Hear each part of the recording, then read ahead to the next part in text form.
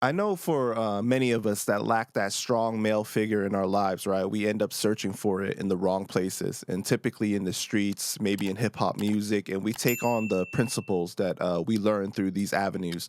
Can you share with us how this played a part in your life?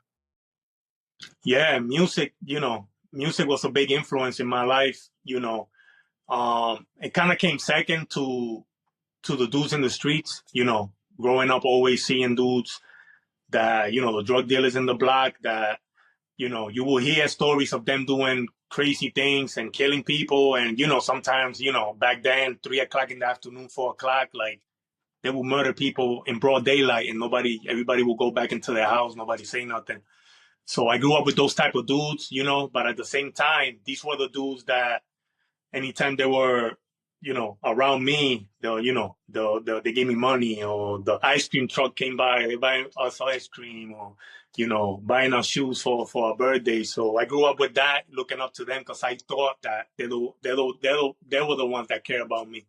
And then through them is where I was introduced to the music, because in their cars, they would have their music blasting.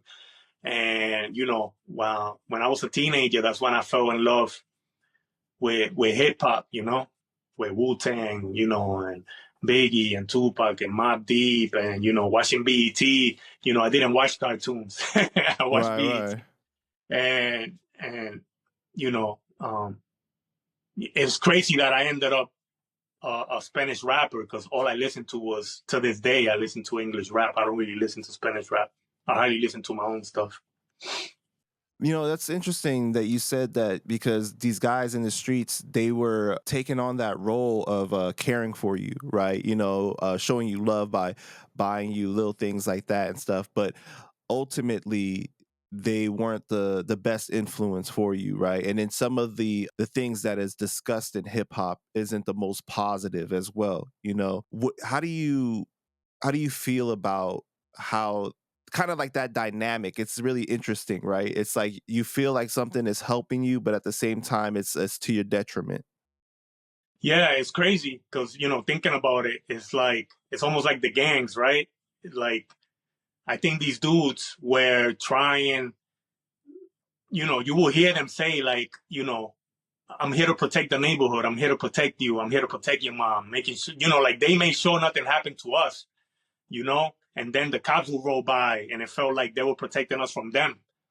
So, I feel like that that was almost what hip hop was supposed to be too. You know what I'm saying? Hip hop was supposed to tell us about the corruption, about the system and stuff like that. But it became the same thing as the streets, where it wasn't no more about protecting the people. It was about turning on each other. I think when the things started out, like when hip hop started, it was more about fight the power, and like, you know what I mean? Like there was like power Yeah. to the people, is positive messages. And a lot of times I feel like gangs, they started out with a positive aspiration as well, and Oh yeah. then somehow it leads astray, Yeah. I think that's kind of what happened in those situations. Yeah. Yeah. Definitely. As a teenager, I was a part of the Ñetas.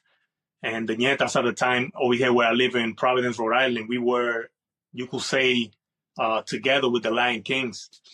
And I remember we had a gang that was a different one. We made up a gang, and we got so deep that the Latin Kings and the Ñetas from New York came to Rhode Island to break us up, because we were growing, and they were like, you either got to join one or the other. So I had a choice to choose between the Kings and the Ñetas, and I actually chose the Ñetas because of that history of them fighting for something.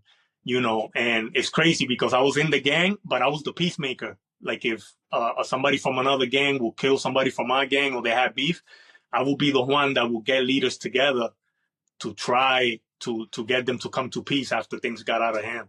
So you Which were is the crazy. diplomatic one. Yeah, that was my job.